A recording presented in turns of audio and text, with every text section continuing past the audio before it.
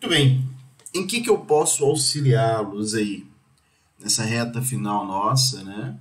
Nessa disciplina nossa teoria da empresa, dos contratos empresariais.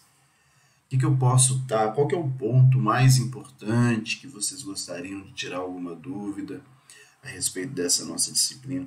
Disciplina essa que foi ofertada nesse semestre no formato EAD, né? Que eu posso auxiliá-los aí? Esse encontro eu acho que ele é mais importante para isso, para que nós possamos verificar aí quais são pontos importantes da nossa disciplina, que tiveram mais dúvidas aí, o que eu posso auxiliá-los, em que seria mais especificamente.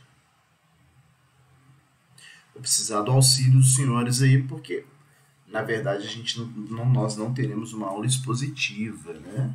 Eu preciso aí de sanar aquelas dúvidas que se fizerem mais importantes mesmo. Alguma coisa, um ponto da nossa matéria, algo nesse sentido. Me ajudem aí, por gentileza.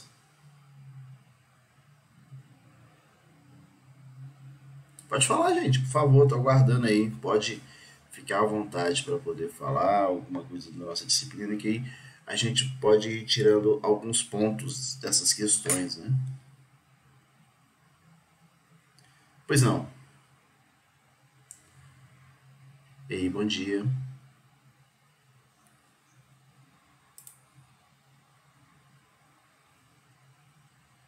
Ah,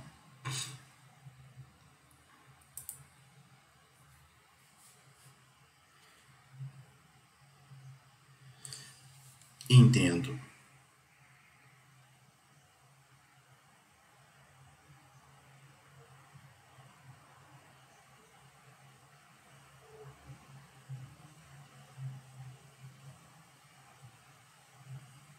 Entendo. Você teve a oportunidade de acompanhar lá no grupo, desde o início, esse da teoria, né?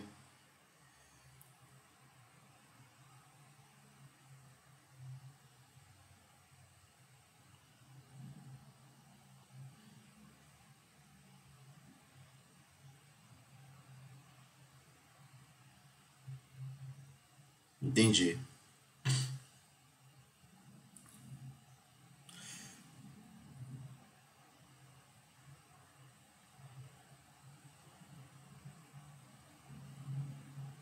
Mas eu digo no grupo porque a senhora teve a oportunidade de falar aí sobre vídeo.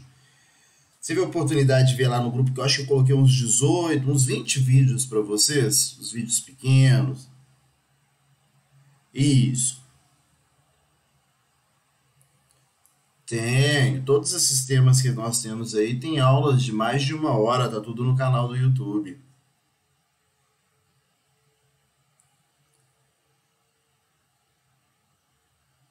Então, tá tudo no canal do YouTube mesmo. Só entrar em YouTube lá e colocar Carlos Henrique Passos Mairink. Aí você consegue localizar o canal. Eu posso pegar depois a data da primeira aula, porque são aulas que foram ao longo de vários semestres de teoria da empresa. E agora eu não tenho a data precisa da primeira aula, mas ela chama teoria da empresa mesmo. Vai conseguir localizar lá. Começa bem ali sobre a evolução do direito comercial, direito comercial para o direito empresarial, teoria da empresa. Essas são as primeiras aulas. Empresário também é uma das primeiras aulas que nós temos, né?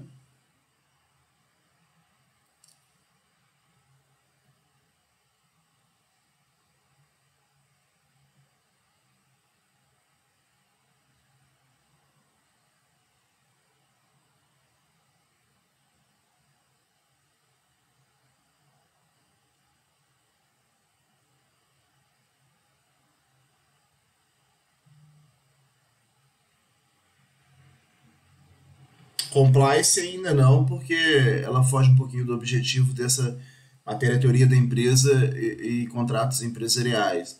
Nós temos uma aula, temos uma disciplina na instituição que é mais voltada para esse sentido, a partir do momento que está trabalhando com direito societário, que é o próximo direito empresarial que vocês terão a oportunidade de estar estudando lá na nossa família. Né? E aí sim, dentro do direito societário, de uma forma global, em especial trabalhando com as sociedades, quer sejam sociedades anônimas, sociedades limitadas, principalmente, né, esses dois tipos mais usuais que nós temos, aí sim dá para se trabalhar mais nesse aspecto e tem essa visão. Mas dessa disciplina especificamente não. Essa teoria aqui fica mais na teoria, chamada teoria da empresa, é uma disciplina mais voltada para a parte inicial do nosso curso mesmo, né? É uma introdução ao direito empresarial.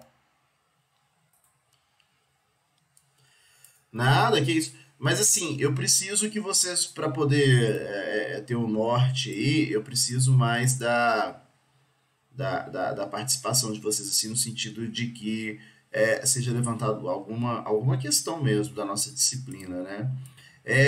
Assim, eu sei que no que se refere a essas questões relativas, tais como o Saga, por exemplo, né? Alguns alunos dizem e relatam aí o que foi trazido, tem um pouco de dificuldade. Mas eu falando particularmente, eu entendo que o material do Saga é muito bom. Eu gosto muito daquele material do Saga. Né? E aí foi falado sobre vídeos. Vocês chegaram a ver que lá no Saga também nós temos vídeos sobre a disciplina, principalmente no Saiba Mais. Deixa eu compartilhar a tela aqui, que a gente vai ter oportunidade de ver aqui. Ó.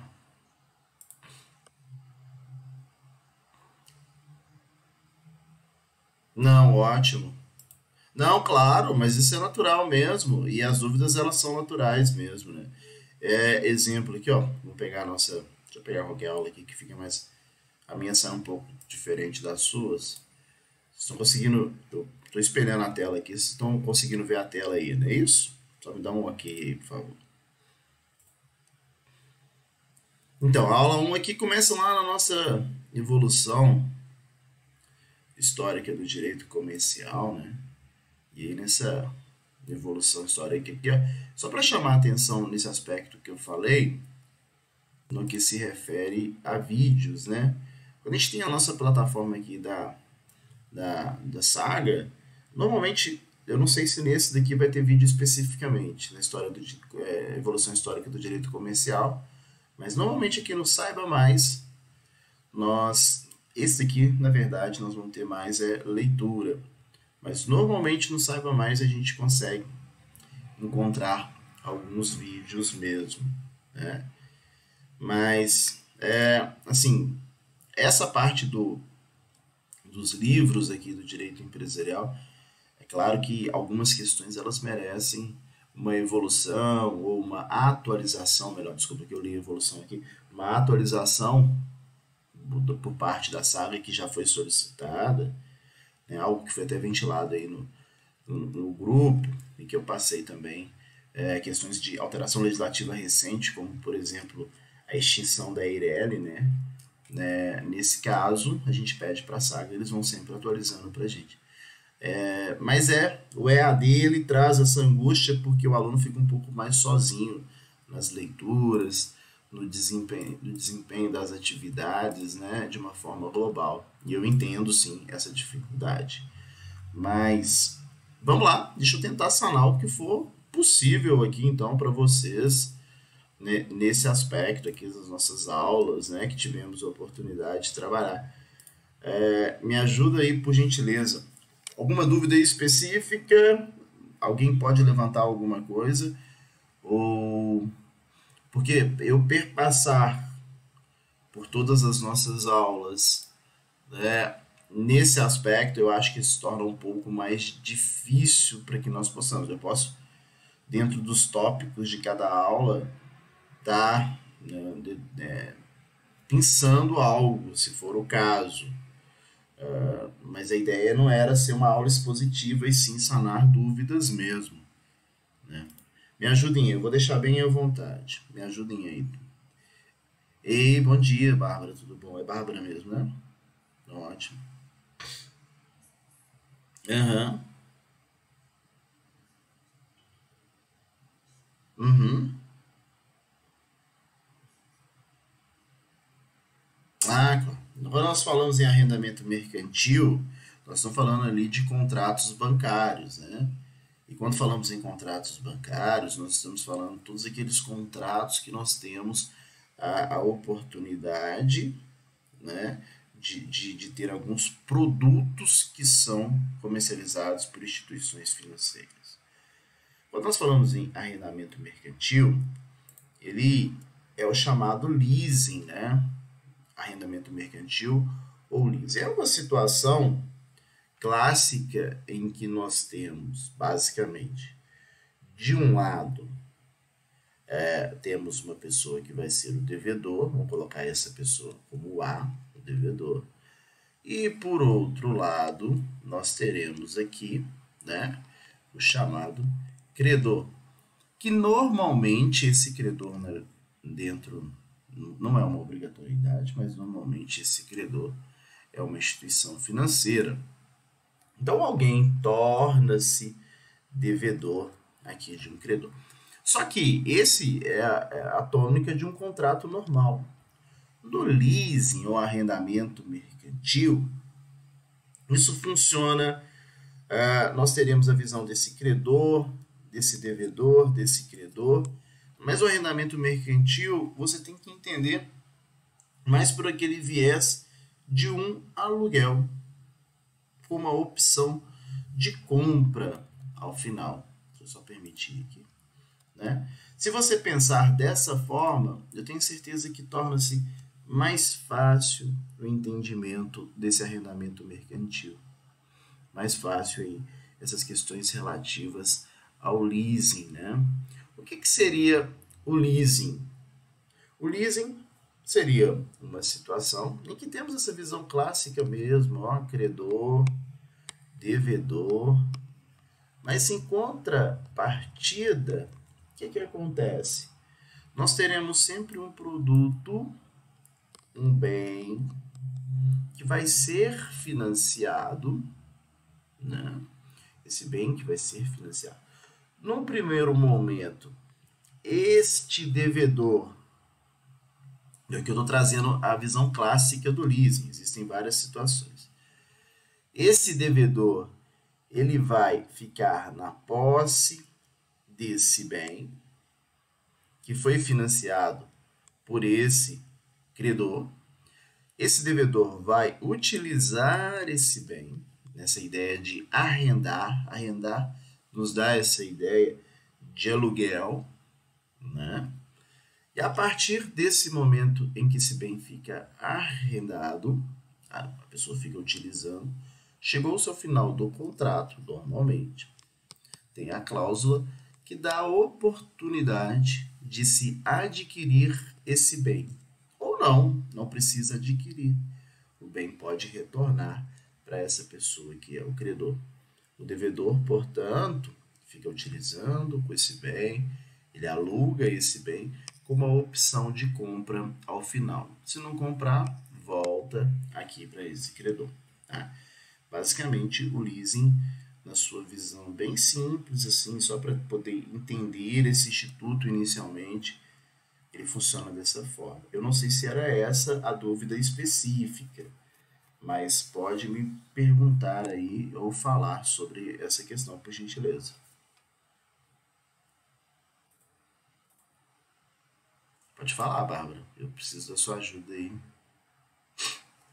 Ah, tá. Desculpa. É porque tem um delayzinho, né?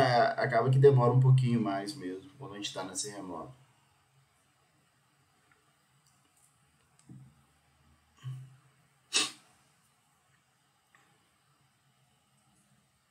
Isso.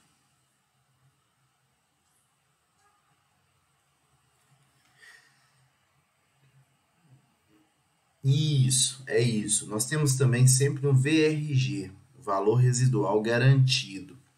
Esse VRG, o valor residual garantido, é que aquele credor vai pagar, né? Desculpa, credor não.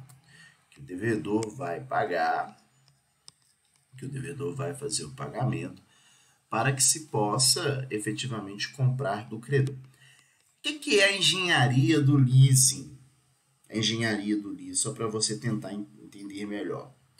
Muitas das vezes, alguém quer ter acesso, e isso funciona mais para a indústria, tá? Imaginemos, por exemplo, que a Fiat ela precisa da aquisição de uma máquina que vai ser financiada lá, a Fiat aqui, ó.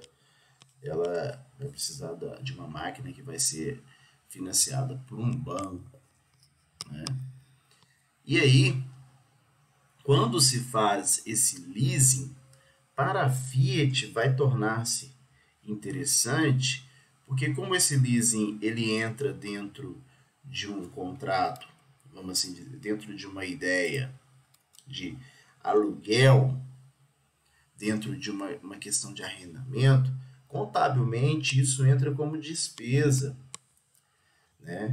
E se entra como despesa, isso ela consegue deduzir de uma forma global nos tributos. Vão ter oportunidade de ver isso melhor lá no 8º período, quando for trabalhar com seus professores do direito tributário. Então, entra como despesa, porque é um aluguel ali. Só que, além disso, existe, se fosse só o aluguel simples, isso sempre iria voltar para o dono, para o banco, o dono daquela máquina que financiou.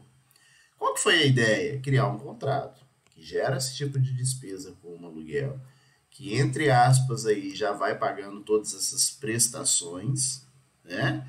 E tendo a opção no final de comprar ou de devolver, se for o caso, para aquele credor. Imaginemos que não precisa mais daquele bem, né? Vai comprar um carro, né? Não precisa mais daquele bem, o carro já está ultrapassado, algo, e devolve e não paga aquela parcela final.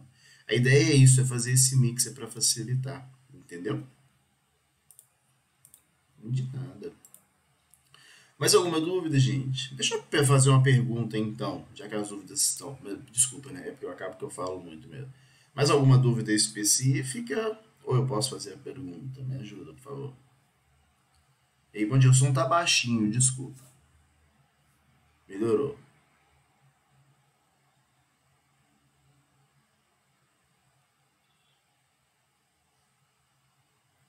Aham.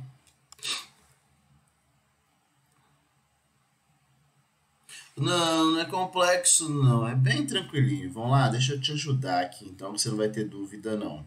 Vou pegar os livros, vamos abrir o nosso Código Civil aqui, a partir lá do artigo 1178, porque tem um livro lá que é importante, e aí a partir dele a gente trata com outros assuntos também, né? Não preocupa não, é tranquilo essa questão toda, tá? Deixa eu pegar aqui dos livros, 1180, melhor dizendo, escrituração contábil. 1180. 1100, já tá aqui já.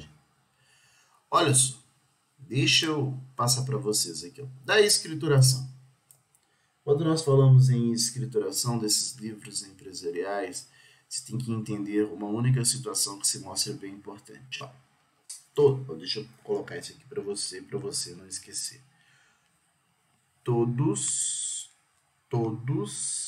os empresários precisam de ter pelo menos um livro, que é um livro obrigatório.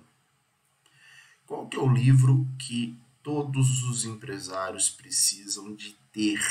Todos entre as aspas aqui, porque tem um que não precisa, eu vou falar dele daqui a pouquinho. Uma regra, e a gente trabalha sempre no direito como regra geral, né? Em regra, todos os empresários precisam de pelo menos um livro. Qual que é esse livro? É o chamado livro diário. E aí você deve perguntar assim, o que é esse livro diário? Eu costumo dizer sempre que o direito ele tem uma questão muito peculiar, o direito privado, o direito civil, de que, e o direito empresarial principalmente, de tratar das coisas muito simples, muito fáceis, né? O exercício do óbvio mesmo, assim, né? E o direito empresarial, com certeza, porque quando a gente fala em direito empresarial, nós estamos falando de atividades econômicas exercidas todos os dias, e o empresário é aquela pessoa que exerce essa atividade econômica, mas esse empresário ele resolve uma série de questões, e essas questões que são resolvidas, essas atividades econômicas, elas são posteriormente implementadas como normas, né? Então é bem da atividade mesmo do empresário dia a dia.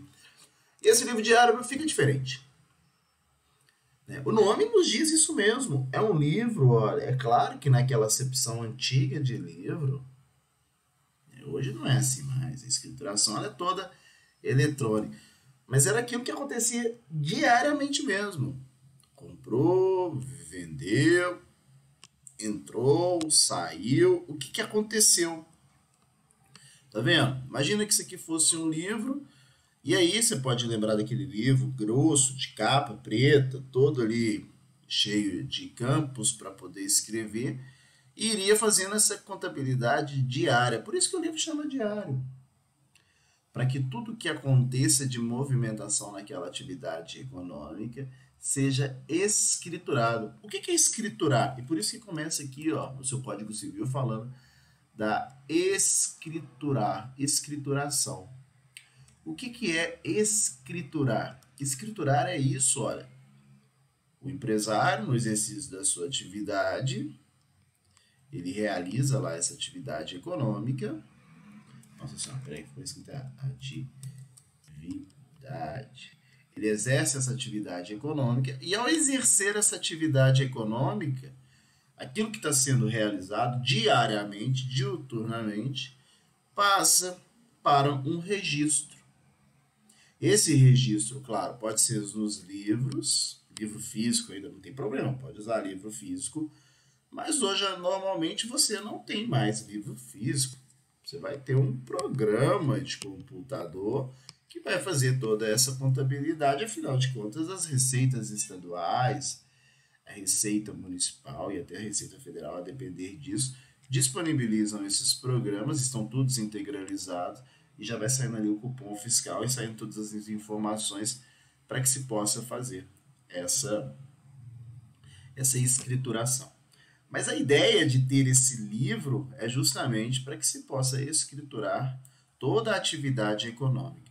E para que você faz essa escrituração da atividade econômica? Olha, a principal função, não tenha dúvida, e por isso que, mais uma vez, ó, todos os empresários precisam de ter esse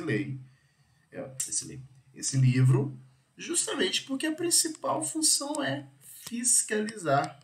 A principal função é fiscal, né? Então ele tem que ter o livro, ele tem que fazer essa contabilidade para verificar posteriormente, se for necessário, claro, as receitas, Receita Federal, Receita Estadual, Receita Municipal, esses órgãos de fiscalização, para que eles possam efetivamente verificar se aquele empresário está ou não sonegando os tributos que se fazem necessários naquela atividade dele, né? Então não tenho dúvida, a principal função é essa função de fiscalização. Mas além disso, só um minutinho, gente, perdão. Além disso, além dessa parte de fiscalização, os livros também têm um valor probante, ou seja, esses livros servem como prova. Prova de quê? Prova se, eventualmente, houve ou não a venda de uma mercadoria, se entrou ou saiu numerário, se foi emitido ou não uma duplicata, tá? Então, o que você tem que lembrar assim de mais importante dos livros empresários? Todos os empresários têm que ter pelo menos um livro, o chamado livro diário. E que quem está aí próximo a uma contabilidade sabe que é aquele balancete que acontece, aquele balanço no final do ano, balancetes mensais, aquelas coisas todas que são feitas. Esse, portanto, é o livro obrigatório, né, que todo empresário deve ter. Vamos ver lá, artigo 1179. Os empresários e sociedade de empresários são obrigados a seguir um sistema de contabilidade mecanizado. São obrigados. Todos são obrigados. Mecanizados ou não. Mecanizado é o papel lá mesmo, né? Que pode ser eletrônico, com base na escrituração uniforme de seus livros, em correspondência com a documentação respectiva, tá? Então, artigo 1180 completa. Além dos demais livros exigidos por lei, é indispensável o diário, que pode ser substituído por fichas, né? Pode ser substituído por um sistema de computador, pode ser que a escrituração eletrônica, né? Pode ser mecânica, você pode imprimir e criar esse livro, Fato é que você precisa de fazer essa escrituração. Então, o livro que todo empresário deve ter é o diário, mas esse é obrigatório para todos. E lembre-se sempre, ó, além dos demais livros exigidos por lei. Então, traz aqui para a gente. Existem algumas atividades que precisam de um livro específico. E atividades essas estabelecidas por lei. Por exemplo, o empregado que emitir duplicata. O que é uma duplicata? Duplicata é uma venda a prazo, né? E que pode existir ou não. Nem todo empresário vai emitir duplicata, mas o empresário que emitir duplicata tem que ter o livro de registro de duplicata, porque isso está na lei. Tá? Outra situação, se for uma sociedade por ações, sociedade em que negocia essas ações em bolsas de valores, mercado de valores imobiliários. Toda sociedade por ações, ela tem que ter um livro especial para o registro dessas ações. Livro especial também, exigido por lei. Exemplo, uma sociedade, uma atividade, um empresário que tem empregados. Eu estou te dando uma série de exemplos aqui. Que aquele que tem empregado tem que ter o livro lá de registro desses empregados. E assim vai, né? Mas imaginemos que não tem empregado, que não é dividido o capital social por ações. Tem que ter pelo menos um livro obrigatório, que é o livro diário. Tá? É o chamado livro obrigatório comum. Quando é definido em lei, são livros obrigatórios definidos em lei, eles são chamados livros obrigatórios especiais. Esses que a lei obriga a ter de forma especial, nem todos precisam. E além disso, o empresário pode ter quantos livros ele quiser, só que aí nós estamos falando de livros facultativos, né? Que é aquele livro caixa, livro razão, livro balanço, o livro que ele quiser, né? Para auxiliar ali a sua contabilidade. Uma outra função também desses livros, sem sombra de dúvidas, é realizar a contabilidade para que o empresário não possa se perder, para que ele saiba realmente o que ele está fazendo, o que ele está comprando, o que ele está vendendo, se ele está tendo lucro. Eu começo a dizer que uma atividade econômica que não tem uma boa escrituração, que não tem esses livros empresariais de forma bem definida, essa sociedade, essa atividade econômica, esse empresário está fadado ao fracasso. Mas eu te disse que todos, à exceção de um, não precisa ter livro, é porque o chamado MEI, esse microempreendedor individual, e o que é o MEI mesmo? Você tem que lembrar sempre. O MEI é um empresário individual, é uma pessoa natural que exerce atividade típica de empresa e o faz em nome próprio, então por isso que é uma pessoa natural. Lembrando que o MEI, esse MEI aqui, ó, que está sendo trazido e que eu estou trabalhando com vocês, ele não é uma pessoa jurídica, não tem pessoa jurídica, não tem pessoa jurídica, é uma pessoa natural exercendo atividade de empresa e que o faturamento máximo são R$81 mil. Esse é o faturamento máximo bruto leilão. Ultrapassou isso aqui, ele deixa de ser MEI e passa para uma outra regra contábil. Se ele tiver o faturamento máximo até 81 mil, se ele for uma pessoa natural exercendo atividade de empresa e fizer o registro, portanto, como MEI, esse empresário individual que é MEI, ele não precisa de ter os livros. Por que ele não precisa de ter esses livros empresariais? Por uma questão bem simples. O MEI, ele não precisa de pagar impostos com base no seu faturamento aqui, ó. Não, melhor dizendo, ele vai pagar sim os impostos, só para que eu estou me expressando de forma que uma forma ficou confusa. É lógico que ele precisa de pagar os impostos, pode. Eu estou querendo dizer que não é de acordo com efetivamente o que ele vendeu ou não pelo mês. Por quê? Porque ele vai ter lá, olha, ele vai ter o que ele tem que pagar esse mês? 5% do salário mínimo a título de INSS, que é Seguridade Social, não é imposto, é para aposentadoria dele, para que se ele tiver uma invalidez, né? E efetivamente de tributo eles vão pagar R$ 5,00 de ICMS ou, dependendo da atividade que ele vai pagar, e R$ 1,00 de ISS, Imposto sobre Serviços, né? Ou ele paga 5 de mercadoria e ICMS ou R$ 1,00. Fato é que o MEI, resumindo tudo aqui, ele vai pagar normalmente para o exercício daquela atividade um valor fixo, que vai ser mais ou menos aí uns R$ 65, um pouquinho mais, dependendo, 66, mas ele tem aquele valor fixo que ele paga.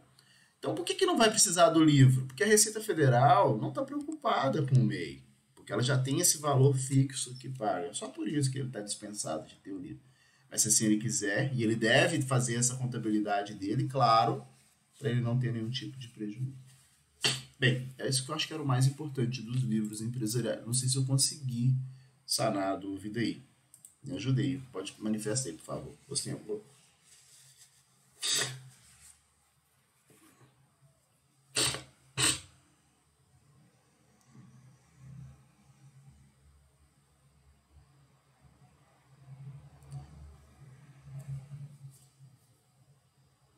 aí ele tem que ver o que ele precisa, né? E isso é muito próprio do exercício da atividade de empresa mesmo. O empresário, antes de começar um negócio, ele tem que buscar ali todas as informações do que ele precisa, né? Questões administrativas. Vai precisar de um auto de vistoria do corpo de bombeiro, vai precisar de um alvará de funcionamento, o que ele precisa de fazer tudo isso aí. Questão administrativa mesmo perante a prefeitura. Além disso, ele tem que olhar essa questão contábil. Quantos livros e quais livros que eu vou precisar? O profissional que vai auxiliá-lo aí, e fatalmente quem está exercendo uma atividade de empresa vai precisar, né? É o profissional lá das ciências contábeis, o contabilista. Ele vai, naquela atividade, ele dizer quais livros são ou não são necessários. Só que lembrando que essa visão ainda do Código Civil é uma visão ainda lá de ano de 2002, quando o Código Civil foi criado. Hoje, por meio como que podemos dizer assim, por meio da evolução tecnológica, né? Acho que a palavra é essa mesmo, com a informatização de todas as atividades, isso é muito mais simples, né? Chega lá o arquivo e os programas já fazem todo esse controle e não tem problema nenhum em fazer, ok?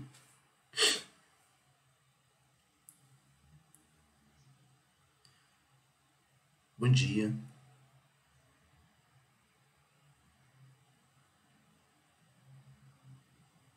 Aham. Outro livro. Então, aí eu não vi o material, deixa eu lá no Saga que eu olho para você. Vou pegar lá para você, só um minutinho. Mas pode colocar só o diário como único obrigatório, tá? Dependendo ali, eu não lembro do infográfico, mas o único livro obrigatório para todas as atividades vai ser essa questão aí. E é até bom fazer esse levantamento, porque eu não tinha me atentado a isso. Passo lá pro Saga também. Peraí que eu entrei em essa aqui mesmo. Deixa eu pegar. Qual aula que é? Me ajuda aí, por favor. 11. Vamos chegar lá.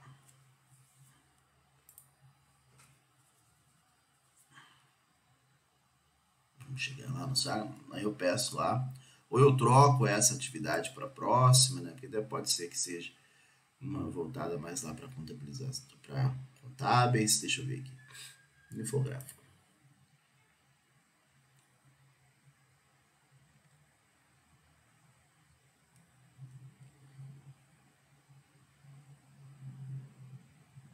Falar com razão aqui também, não é isso? Como obrigatórios, né? Contábeis e obrigatórios. Então, eu acho que porque foi mal redigido aqui, tá aqui, ó, livros contábeis e fiscais obrigatórios. Não sei se esse razão aqui é só um livro contábil que a pessoa quis dizer lá, e o livro obrigatório é só o diário. Mas de toda forma eu olho lá para eles, com eles lá. Mas o único livro, né, que nós precisamos mesmo é só o livro diário aqui. Mas obrigado, eu vou passar isso para eles lá para poder dar uma olhada lá, para ver se troca aqui ou faz uma atualização nessa questão toda. Tranquilo? Ei, bom dia. Ah,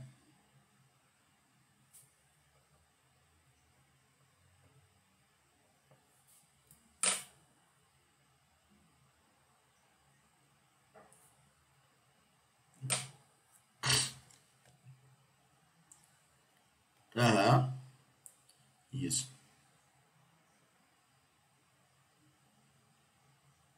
Aham,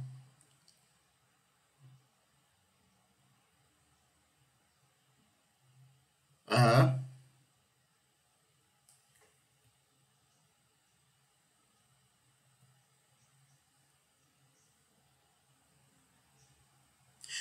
Olha só, quando fala direcionamento, é um pouco complexo e confuso essa expressão, porque é uma questão que não tem como dar direcionamento. Porque se eu for falar qualquer questão relativa a um direcionamento, eu posso estar induzindo você a pensar que efetualmente a minha prova vai cair só aquilo que eu estou falando. Entra bem naquela questão de como se fosse uma revisão da disciplina. Quando se fala assim, vamos fazer uma revisão, muitos alunos têm uma tendência natural de achar que a revisão, o que vai ser cobrado é justamente só aquilo que está na revisão. Não, não é, né? Direcionamento também não passa por aí. Mas vamos entender aqui algumas questões que se mostram bem importantes no Saga, os pontos levantados. O material do Saga, ele vai abarcar, são feitos por outros professores, mas isso não tem problema nenhum, porque ele funciona como se fosse um livro, efetivamente, e até, eu acho que é até melhor quando é feito por vários professores que se adentrem em outras disciplinas, essas questões todas. Eventualmente, uma questão dentro de um material que está desatualizado ou que houve uma revogação, e isso é muito peculiar, muito próprio do direito, né? Imaginemos, portanto, por exemplo, se você pegar qualquer uma doutrina, eu vou pegar lá o livro do professor Marlon Tomasetti, que é um livro excelente, que é um dos autores que eu gosto muito, que trata sobre o direito empresarial, o livro dele todos vai ter herege. Porque é um livro, o livro foi publicado, demora até a próxima edição estar modificando. Então a gente faz mais essa análise crítica mesmo. A Eireli foi revogada? Foi, claro, porque também a Eireli já nasceu lá como uma aberração jurídica, sempre foi uma aberração. Se tiver uma oportunidade, depois, se assim desejar, e verificar lá no canal do YouTube algumas aulas minhas que eu trato sobre empresário individual e trato também sobre a Eireli, sempre fiz críticas muito grandes em relação à Eireli. Graças a Deus que acabou, né? Porque não tem justificativa nenhuma existir uma Eireli. Uma pessoa jurídica que não era sociedade e que não era empresário individual exercendo uma atividade lá. Ainda bem que acabou, né? Acabou justamente porque houve uma alteração legislativa recente, que já não é tão recente mais, mas as questões de pandemia fizeram com que as coisas ficassem um pouco mais lentas, né? Antigamente aquela sociedade, aquela visão, peraí, pincel, aquela visão de, o que é isso aqui? Só um minutinho, aquela visão de, peraí, que deu problema. Desculpa, que aumentou aqui, ó. Peço perdão, minutinhos. Então, aquela visão que nós tínhamos anteriormente de uma sociedade limitada, né, que tinha apenas dois sócios, que tinha apenas não, né, que era obrigado a ter dois sócios em uma sociedade limitada. Alteração legislativa recente, sociedade limitada pode ter um único sócio. E aí resolveu esse problema, porque é a sociedade limitada com um único sócio. Não fica sendo aquele monstrengo lá, aquela ideia completamente deturpada da Eireli, né, em que tinha uma pessoa jurídica com uma pessoa que lhe constituiu aqui, uma pessoa natural ou uma pessoa jurídica também, e que não era sócio, enfim. Né? Então, e aí você tinha que fazer uma emenda, porque lá no artigo 980-A trazia para a gente que existia a figura da Eireli, que não era sociedade, mas na omissão aplicava o capítulo de sociedade. Enfim, é tudo errado. Graças a Deus acabou isso, né? Não tem mais a Eireli. Isso daí. E isso vai acontecer nos nossos materiais, vão acontecer esses pontos e a gente vai sempre atualizando. Então, assim, ter vários professores não é o problema. Como que foi pensado aqui para vocês a distribuição? Se você pegar aqui pelas nossas aulas, você vai verificar que foi pensado. Lembra uma evolução histórica do direito comercial? E depois faz uma revisão de personalidade, pessoa jurídica e pessoas naturais. Então, que é importante. A evolução histórica do direito comercial, um pouco de história, né? É importante também para que você conheça essa evolução. Por que não é mais direito comercial e por que é direito empresarial?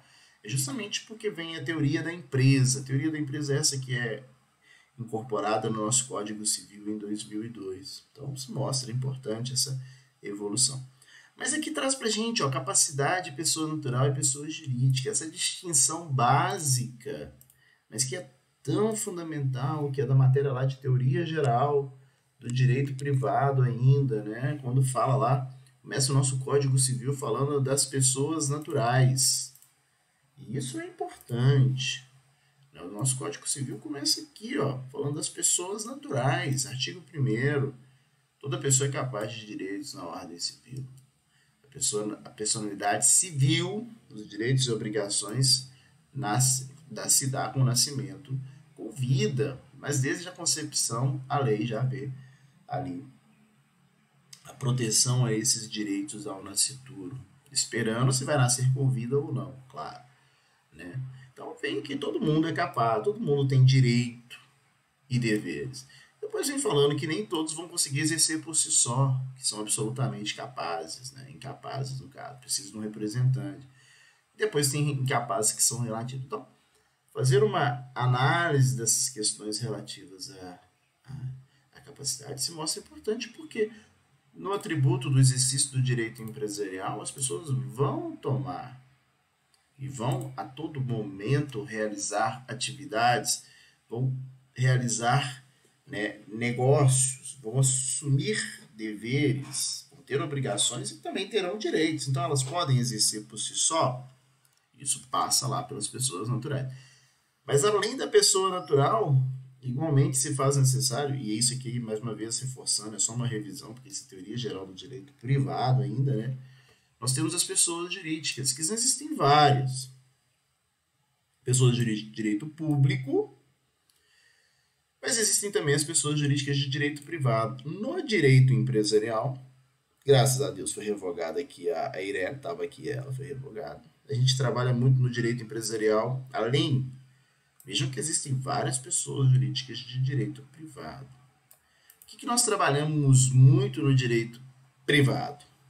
E principalmente no direito empresarial, as sociedades, porque elas é que vão efetivamente dar essa dinamicidade da nossa economia, exercendo todas aquelas atividades. A sociedade limitada, sociedade anônima, né, as nossas pessoas jurídicas, no sentido. A gente não trabalha com fundação, organização religiosa, partido político, né? Pode até que uma fundação contrate algo e respingue um pouquinho lá no direito empresarial, mas prioritariamente nós vamos trabalhar com as nossas sociedades, tá? E aí a gente tem sempre uma dicotomia. Nós temos sempre uma pessoa natural exercendo atividade típica de empresa, que é o empresário individual, versus uma sociedade mesmo, como, por exemplo, uma sociedade limitada. Sociedade limitada é essa que pode ser unipessoal, que tem apenas um único sócio, portanto, e que esse sócio, essa sociedade vai exercer atividade. Aqui nós temos pessoa jurídica na sociedade, e aqui no empresário individual nós não temos pessoa jurídica. Alguém pode até perguntar, mas o empresário individual tem CNPJ.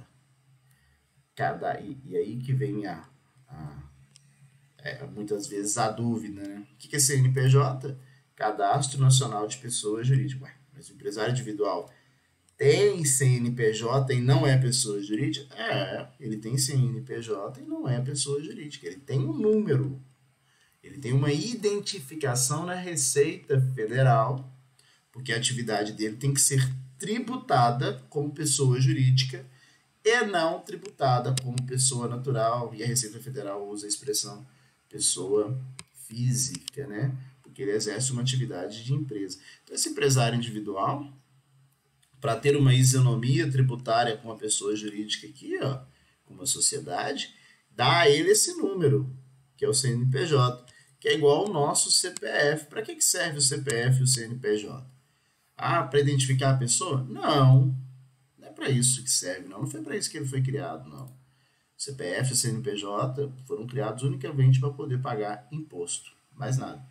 Depois que gerou um número, aí esse número serve para identificar. Mas ninguém estava preocupado em gerar um número para te identificar, não. Estava preocupado de gerar um número para que você possa pagar imposto perante a Receita Federal. Então, nós temos duas pessoas, pessoa natural e a pessoa jurídica. Por isso que se faz tão importante, né, fazer essa releitura da pessoa natural e da pessoa jurídica. E não esquecer nunca do artigo 45, que a pessoa jurídica, seus direitos e obrigações, só começa a existir efetualmente quando fizer o registro daquele ato constitutivo, né? Fizer o registro do cartório ou na junta comercial do contrato que cria, por exemplo, aquela sociedade. Diferentemente do que acontece lá com a pessoa natural, que ela nasce ali com vida, tá? Então, pontos importantes aqui da nossa aula. A aula 3 é caracterização de empresário, tão fundamental, né, que nós já tivemos oportunidade, que eu pincelei para vocês aqui, ó. Né? E eu estou falando isso tudo porque você pediu um direcionamento, eu estou só colocando o que é o mais importante dentro de cada um desses tópicos que você tem que perceber e se atentar, então, portanto, tá? Assim, não existe nenhum tipo de direcionamento que eu estou fazendo aqui para você falando, olha, o que tem de importante na aula 1? Do meu ponto de vista, tá? Ih, vai desligar, né? Peraí, eu escutei um barulhinho aqui. Peraí. A chamada vai cair. Agora ainda tem aquela questão de ficar só 1 hora, né? Deixa eu ver aqui. 10 minutos, tem bastante tempo aí. Depois eu coloco outro link lá, tá bom? Então aqui, ó. Na aula 1, é saber essa diferença de direito comercial para direito empresarial. Aula 2. Tem que lembrar o que é de pessoa natural e o que é pessoa jurídica. Aula 3. Trata da caracterização do empresário. Olha, tão importante, isso é básico do nosso curso. E está trazido para a gente, olha, e chama atenção especificamente, ó, aqui tem que trabalhar lá com o Código Civil. E ao trabalhar com esse Código Civil, vou voltar aqui, você vai no artigo mais importante do Código Civil, artigo 966. Artigo 966 que fala para nós aqui o que é empresário. Empresário, quer seja esse empresário pessoa natural, quer seja o empresário pessoa jurídica, não importa. Empresário é toda e qualquer pessoa. Empresário é toda e qualquer pessoa, não se fala em pessoa jurídica, não se fala em pessoa natural, é qualquer pessoa. Então vamos lá, ó. Pode ser o Antônio, pessoa natural, ou pode ser a Sociedade Belo Sol Limitada.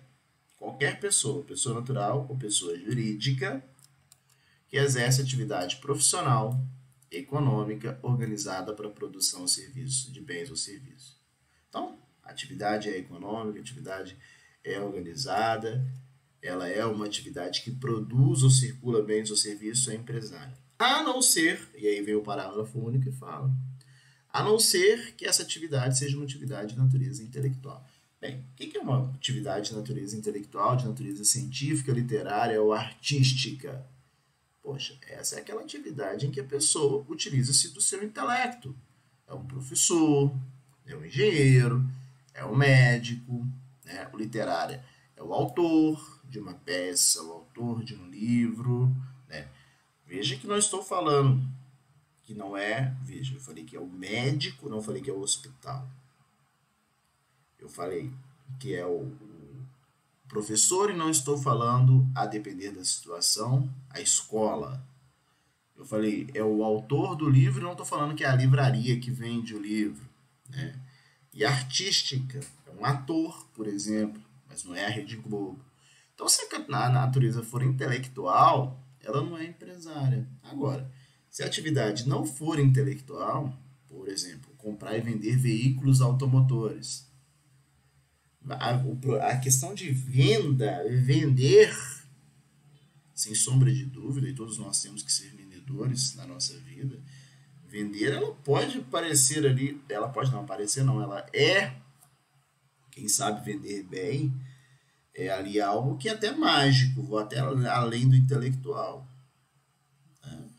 Pode ser ali algo importantíssimo, mas entra nessa questão única e exclusivamente de comércio mesmo, circulação de bens, vender algo, né?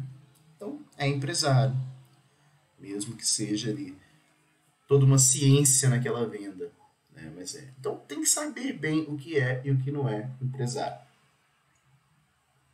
Isso é o principal aqui dessa nossa aula, dando esse direcionamento aí dessa aula de caracterização de empresário, essa diferença em quem é e quem não é empresário. E lembremos-nos sempre que o empresário pode ser tanto pessoa natural, o seu Antônio. Quando eu falo pessoa natural, é isso mesmo, o seu Antônio, exercendo atividade de empresa, né? Chamado empresário individual. Tem CNPJ, mas não é de jeito nenhum pessoa jurídica, tá? Em contrapartida, à sociedade de uma forma global. E aí sim nós temos a criação da pessoa jurídica, chamado agora de, não é mais empresário individual, e sim empresário coletivo. Por que coletivo? Porque tem mais de uma pessoa. Quem que tem? Tem a pessoa jurídica, que é o empresário, e tem, claro, aquela pessoa que constituiu, que pode ser uma pessoa natural ou pode ser outra pessoa jurídica, a depender do tipo de sociedade. Tá? Então, isso é o mais importante aqui. Ó. E aí vem, em face dessa importância, a aula 4 vem trazendo essas questões mais relativas ao empresário, a aula 5 vem falando sobre as atividades de empresa, atividades empresariais, esse exercício das atividades de empresa, esse exercício da atividade econômica, que é tão importante, né? E que eu diria que não é só tão importante, que é fundamental o exercício de uma atividade econômica. Alguém realiza algo, e dessa realização de algo vai gerar, isso é uma atividade econômica, né? Alguém faz algo e vai gerar ali valores que serão distribuídos, eventualmente um lucro, né, que será distribuído. O médico presta o seu serviço, atividade econômica, e vai gerar valor lá. Só que esse médico exercendo o seu serviço médico não é uma atividade empresária, mas é uma atividade econômica. Todas as atividades exercidas são econômicas, a não ser que não sejam atividades que tenham aí o fim, a não ser que seja uma doação de um tempo, uma atividade voluntária, eu quero dizer. Mas fora isso, são todas atividades econômicas, que podem ser empresárias ou não. O médico exercendo é empresário, mas, por exemplo, se você tiver lá um hospital como o Mater Dei, não é fazendo propaganda, mas só dando nome de hospitais mais próximos para a gente, já no formato, por exemplo, de uma sociedade anônima, e o Mater Dei é uma sociedade anônima, né? Nós temos aí o exercício dessa mesma atividade econômica gerando dinheiro, mas aí por um hospital. Existem atividades que são sempre empresárias, como por exemplo a sociedade anônima sempre é empresária porque isso está definido em lei. O objeto sempre é mercantil, o objeto é sempre empresário. Agora tem atividades que não podem ser empresárias nunca serão empresárias, porque também está definido em lei. Sociedades de advogados que são registrados lá perante a OAB não são empresários. A lei fala que não pode ser empresária. E as cooperativas também não são empresárias, porque tem vedação de lei. Mas não quer dizer que elas não exercem atividades econômicas? Não, não é isso. História de advogado gera atividade econômica, gera lá valores para ser distribuídos para o sócio, para pagar empregado, para pagar todo mundo. Cooperativa, a mesma coisa. Tá? Entender bem essas atividades empresárias, de entender bem esse empresário, essa caracterização de empresário, é fundamental. Tá?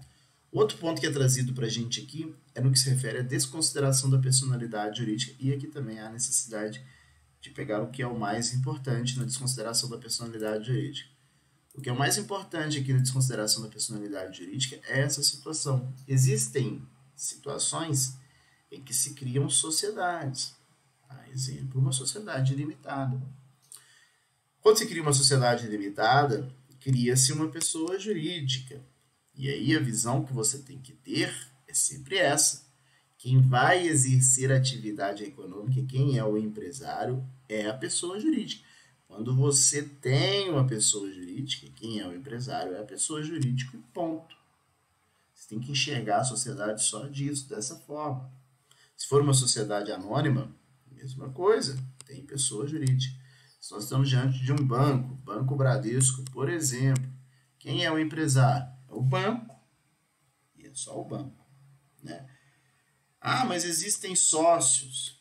O que tem? Isso não tem problema algum. Sócios são pessoas que constituíram, que podem ser pessoas naturais, ou podem ser, inclusive, outras pessoas jurídicas, a depender do tipo societário, na limitada e na sociedade anônima podem, né? Que vejam, são pessoas completamente diferentes da pessoa jurídica. Afinal de contas, quem é o empresário? Quem é o empresário é a pessoa jurídica. Você tem que ver só dessa forma, tá? Você não pode ficar vendo patrimônio ou confundindo com sócios. Não, não pode. Esquece. Você tem que ver sempre a pessoa jurídica dessa forma. É ela que é o empresário. Só que, não raramente, existem situações em que a pessoa jurídica é esse véu protetor. E por isso que eu sempre desenho a pessoa jurídica dessa forma, que é a pessoa jurídica, né? Porque eventualmente um credor quer ir lá no bem do sócio e não pode ir, não consegue, porque tem essa proteção aqui, ó, que a pessoa jurídica serve para isso mesmo. Não é para proteger o patrimônio do sócio. Essa situação aqui é para... Será que caiu? Acho que caiu, hein? Caiu. Vamos lá.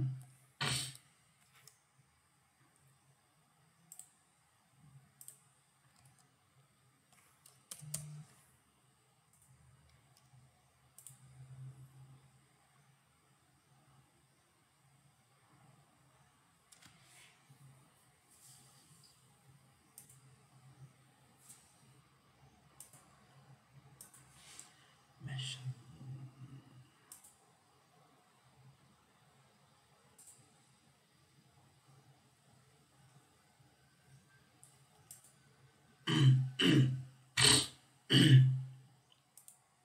Mexer aqui rapidinho.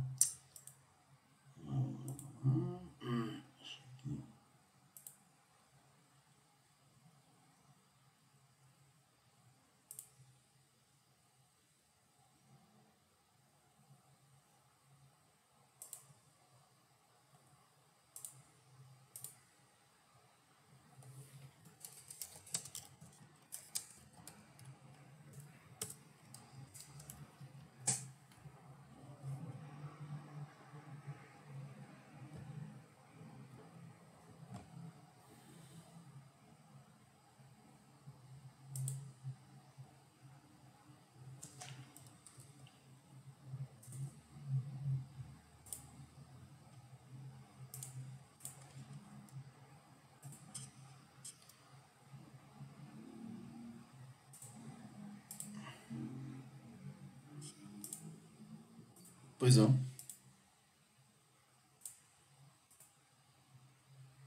Não, não é bem isso, não. Ela tem diferenciação patrimonial.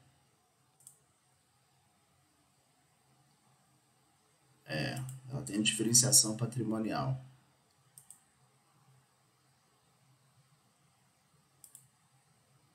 A depender da situação. Vamos continuar aqui, que aí eu vou explicar isso melhor. Eu estava justamente falando disso quando caiu, peço perdão aí, mas é por causa da questão do tempo mesmo. Deixa eu. Vamos ver aqui.